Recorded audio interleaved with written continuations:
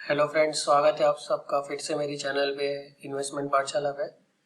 तो जैसे कि आप सबको पता है, मैं कोई सभी रजिस्टर्ड एनालिस्ट नहीं हूँ और ये जो भी मैं पोस्ट करता हूँ एक इन्फॉर्मेशन के लिए रहते हैं और एक अच्छे रिकमेंडेशंस भी होंगे जो बिगिनर्स को हेल्प करेंगे आगे चल के कैसे इन्वेस्टमेंट करें, कहाँ इन्वेस्टमेंट करें। जैसे कि मेरे पहले वीडियोज़ में मैंने बताया था कि हम सिस्टमेटिक इन्वेस्टमेंट करेंगे और अच्छे स्टॉक्स में इन्वेस्ट करेंगे।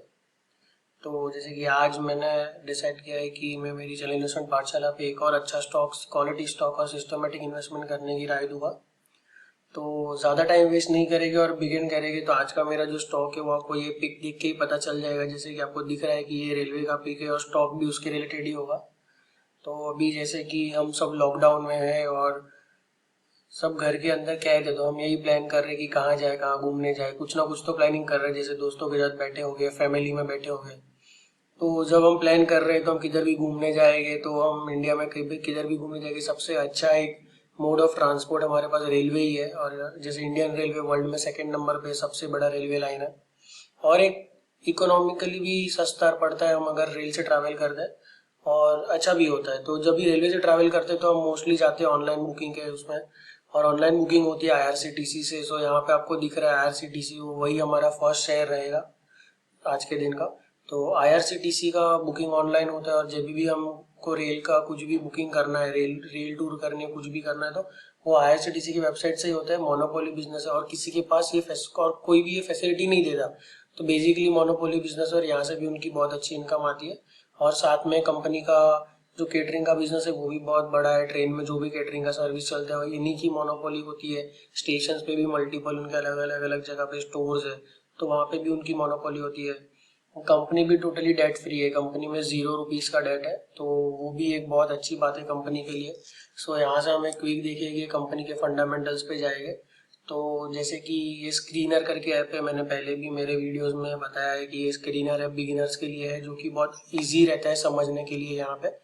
तो यहाँ पे हम सबसे पहले अगर कुछ हमें कंपनी कैसी है वो देखना है तो फर्स्ट उसका प्रोडक्ट देखेंगे। तो यहाँ पे प्रोडक्ट क्या है कि रेलवे, तो रेलवे कभी बंद नहीं होने वाला है, ऑलवेज चालू रहने वाला है। जैसे कि अभी लॉकडाउन भी था तो आपने देखा होगा कि जो बीच बीच में भी रेल्स जो चली थी, जो पैसेंजर्स जो यहाँ से एक स्टेट से दूसरे स्टेट में गए थे तो उनके लिए रेलवे ही यूज हुई थी ज़्यादातर। और अभी भी धीरे धीरे करके जैसे हम अनलॉक फेज में आ रहे हैं तो रेलवे खुलती जा रही है।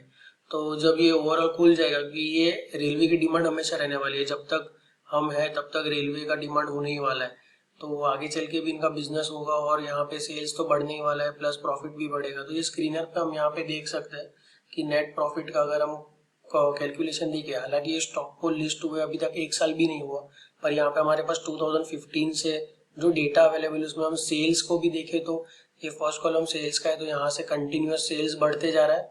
और यहाँ पे अगर हम नेट प्रॉफिट की बात करें तो 2015 में 131 करोड़ का प्रॉफिट था, फिर 2016 में 189 करोड़ का प्रॉफिट हुआ, फिर 2017 में 229 करोड़ का प्रॉफिट हुआ।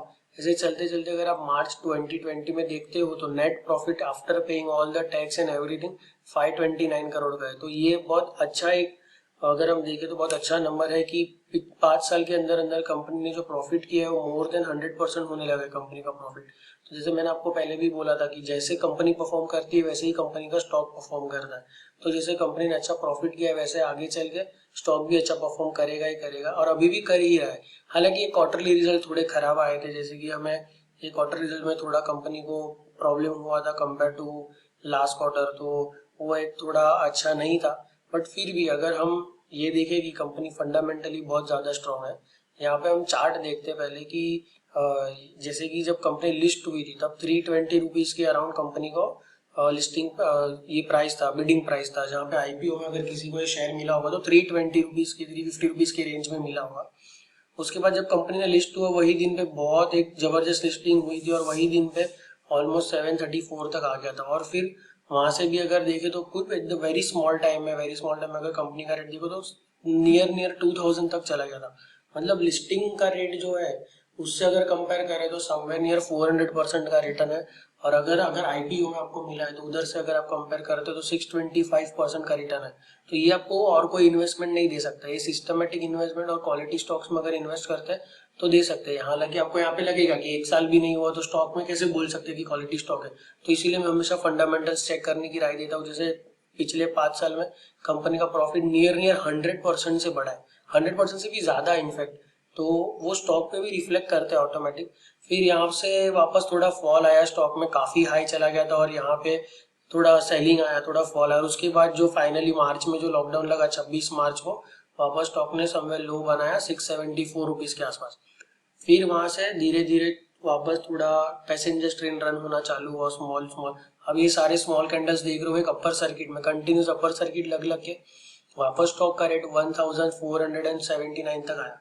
तो ये आपको क्या दिखा रहा है कि जब नीचे आए, क्वालिटी स्टॉक, जैसे मैंने पहले भी वीडियोस में आपको बताया था कि जो भी मार्च की जो लॉकडाउन अनाउंस हुआ तो टाइम पे नीचे आए थे, वो सारे स्टॉक अपने वो लो से भी अराउंड 50%, 100% ऊपर आ गए। तो यहाँ पे भी आप देखोगे ऑलमोस्ट आप 100% ही बोल सकते हो, उतना 100% ऊपर आ गया है। सो मार्च 26, और ये अगर आप हाई देखते हो तो वो था 22 अप्रैल, लेस देन 1 मंथ में स्टॉक ने 100% रिटर्न दे दिया है।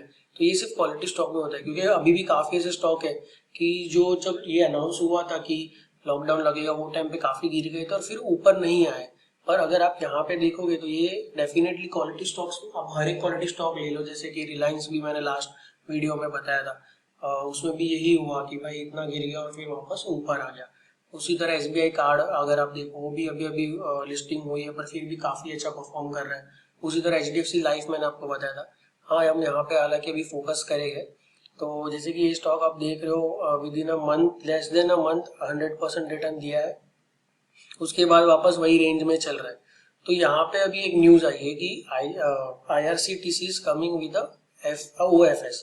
तो OFS में क्या होता है, ऑफर फॉर सेल है। तो ऑफर फॉर सेल मतलब कुछ जो भी प्रमोटर के पास हाथ में वो ऑफर कर रहे हैं, क्योंकि उनको पैसे जुटाने हैं। सिंपल एक डेफिनेशन है उसका, हम उसमें ज्यादा डेप्थ में नहीं जाएंगे। तो OFS में बेसिकली क्या होगा कि जो पब्लिक को जो शेयर्स देने हैं, जो OFS में देना है, उसको थोड़ा अट्रैक्टिव बनाना है। तो अट्रैक्टिव बनाने के लिए मार्केट रेट पे तो नहीं दे सकते, वरना तो कोई भी बोलेगा कि भाई मार्केट रेट पे मिल रहा है तो यहाँ से ही ले लूँ, OFS क्यों भरूं। तो OFS तो डिस्काउंट पे होगा। तो यहाँ पे आप एक नजर रख सकते हो, जो भी स्टॉक में अभी तक रिसेंट में 2 स्टॉक अच्छे स्टॉक में OFS आए थे कि डीमार्ट और HL।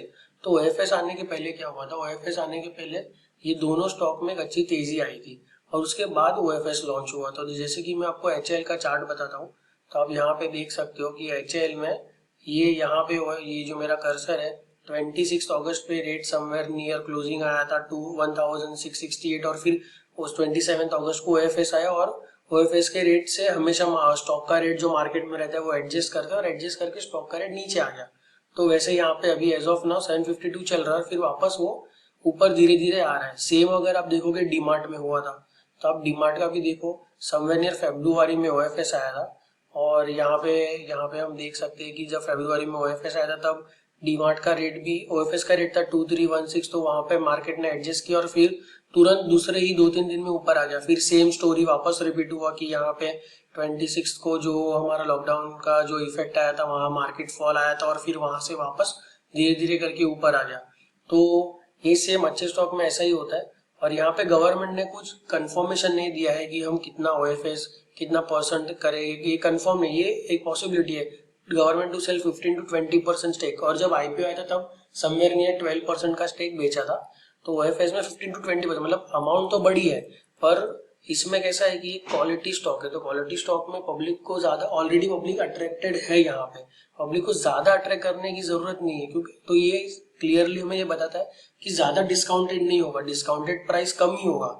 तो मैं आपको ये भी बताऊंगा जिसके पास ये स्टॉक की होल्डिंग है वो होल्ड करे यहाँ पे, और जिसके पास होल्डिंग नहीं है, फ्रेश पोजीशन बनानी है तो फ्रेश पोजीशन भी बना सकते हैं। क्योंकि मैं पिछले में भी आपको बताया, अगर आप डीमार्ट का और इसका मैं आपको चार्ट एक बार फिर से दिखाता हूँ। तो यहाँ पे क्या हुआ था, जब OFS अनाउंस होने वाला था तो उसके पहले स्टॉक में एक अच्छी तेजी आई थी। ये जो भी यहाँ से तेजी आ रही है जनवरी मंथ में, फिर शॉर्ट टर्म में भी अगर देखें तो यहाँ से एक बड़ी तेजी आई और फिर वहां पे अनाउंस हुआ OFS। तो OFS के पहले स्टॉक को अट्रैक्टिव तो बनाना पड़ेगा, स्टॉक में अच्छा तेजी दिखाना पड़ेगा, तब जाके सबको लगेगा कि अच्छा स्टॉक है, अट्रैक्टिव स्टॉक है। सेम HL में भी हुआ था, यहाँ पे आप देख सकते हो 13 अगस्त से जो तेजी आई ऊपर ऊपर जाके स्टॉक ने काफी बड़ा 1411 का हाई बनाया और उसके बाद OFS का जो छोटा मोटा अनाउंसमेंट हुआ पहले और फिर कंफर्म हो गया और फिर स्टॉक का रेट नीचे आके OFS के रेट से एडजस्ट हुआ। तो सेम हम IRCTC में भी एक्सपेक्ट कर रहे हैं क्योंकि अभी तक IRCTC में वो तेजी आई नहीं है। ये जो 52 वीक हाई बना था उसके बाद तो जो लो हो गए और उसके बाद ये नॉर्मल एक रेंज में रह रहा है। अगर आप रेंज भी यहाँ से देखो तो 1571 से लेके यहाँ की एक जो 1351 का जो लेवल है वहां तक ही रह रहा है। और यहाँ पे मैं आपको एक सपोर्ट रेंज भी रहेगा, जिस किसी को भी अगर स्टॉप लॉस लगाना है शॉर्ट टर्म के लिए, अगर इसमें ट्रेडिंग करनी है तो मार्केट रेट पे बाय कर सकते हो। और स्टॉप लॉस 1315 का रखते हैं। और यहाँ पे हम टारगेट बेसिस पे 1430 का फर्स्ट लेवल रखेंगे और सेकंड लेवल 1542 का।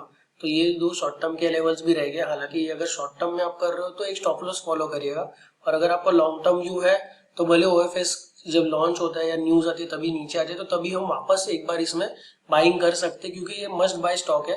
क्योंकि अगर हम देखें तो इसका क्वालिटी भी बहुत अच्छा है और जो बिजनेस है वो कभी बंद नहीं होने वाला है, बिजनेस कंटिन्यूअस चलने ही वाला है।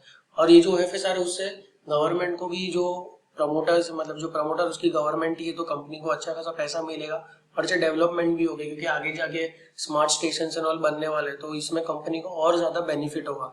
जब ये न्यूज भी आई थी कि बुलेट ट्रेन भी आ रही, तो उसका भी थोड़ा पार्ट का जो कारोबार रहेगा वो IRCTC को ही मिलेगा, क्योंकि ऑनलाइन बुकिंग बुलेट ट्रेन जो भी आएगी उसकी भी IRCTC के ही ऐप से होगी। तो ये भी एक न्यूज है। तो अगर OFS आता है तो भी बहुत अच्छी बात है। मैं तो बोलूंगा आपको OFS में अप्लाई करने का मौका मिले तो OFS के लिए अप्लाई भी करिए। और अगर उसमें अप्लाई नहीं भी करते और उसके रेट से मार्केट जब एडजस्ट करता है तो वो टाइम पे आपको जितना आपके पास पैसा हो, जितना आप इन्वेस्ट कर सकते हो, अगर आप चाहो तो ये एक ही स्टॉक में आपका पूरा पैसा इन्वेस्ट कर सकते हो। डेफिनेटली आपको गोइंग फॉरवर्ड आगे जाके बहुत अच्छा रिटर्न देगा। और जैसे कि अभी हम लॉकडाउन में तो हम यही प्लान कर रहे हैं बाहर जाएंगे, तो अभी के लिए वो पैसे आपके पास जो है वो बाहर जाना है आपको, अगर वो अच्छा एक वेकेशन बनाना है तो ये स्टॉक में पैसा इन्वेस्ट करिए। यही स्टॉक आपको इतना पैसा बना के देगा कि आपको जो टूर पे जाना है ऐसा कुछ भी करना है वो भी पैसा आपके उसमें से ही बन जाएंगे। तो एक बहुत अच्छा ऑप्शन है यहाँ पे आपको इन्वेस्टमेंट के लिए IRCTC पे। तो यहाँ पे मेरी यही सलाह रहेगी कि आप ये स्टॉक में इन्वेस्ट करिए, OFS में अप्लाई करिए। अगर OFS में अप्लाई करते हो, नहीं भी करते हो तो अगर स्टॉक जब OFS के रेट से एडजस्ट हो जाए, क्योंकि किसी किसी को OFS समझ में नहीं आता है तो बेटर है मत करो अप्लाई। अगर आपको नहीं समझ में आता है तो जब स्टॉक नीचे आता है तभी उसमें पैसे इन्वेस्ट कर दो। बट ये डेफिनेटली बाय स्टॉक है और यहाँ पे आप उसमें इन्वेस्ट कर सकते हो। तो यहाँ पे ही मैं अपना वीडियो एंड करूंगा। तो जो भी मैंने आपको इन्फॉर्मेशन दी है वो एक एजुकेशन पर्पस के लिए दी थी।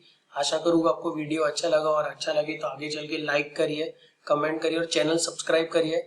और भी मैं यही चाहूंगा कि आगे जाके मैं और ऐसे इन्फॉर्मेटिव वीडियो लेके आऊँ जिसमें आप सभी को अच्छी इन्फॉर्मेशन मिले और एक अच्छा पैसा कमाने मिले, जिससे हमारा ही फ्यूचर अच्छा होगा और हमारे सब ड्रीम्स पूरे होंगे। Thank you friends.